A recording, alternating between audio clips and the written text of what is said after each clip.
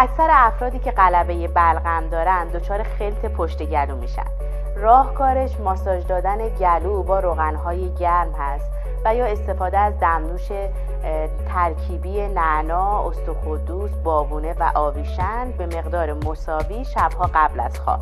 توصیه‌های طب سنتی برای قلبه بلغم: یکی استفاده از معجون دوسین هست که 100 گرم سیاه‌دانه رو در سرکه خانگی خیس می‌کنین و بعد روی یک پارچه پهن خشک می‌کنین و اون رو نیم کوب می‌کنین و قبل از اینکه اکسید بشه با 300 گرم عسل ترکیب می‌کنین. این رو یک قاشق چایخوری صبح و یک قاشق چایخوری شبها قبل از خواب میل کنید.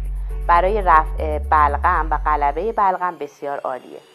داروی معجزه‌گر بعدی استفاده از کندره که اون رو پودر می‌کنین و شبها قبل از خواب میل می‌کنین. هم برای تقویت حافظه خوبه، هم معده رو گرم میکنه و هم بلغم رو پایین میاره. استشمام بوی اسفند نیز خیلی میتونه به رفع بلغم کمک کنه و چون اسفند سمی هست اونو نباید بجوین. اگه میخواین به صورت خوراکی استفاده کنین حدود یک قاشق چایخوری رو درسته قورت میدین قبل از خواب.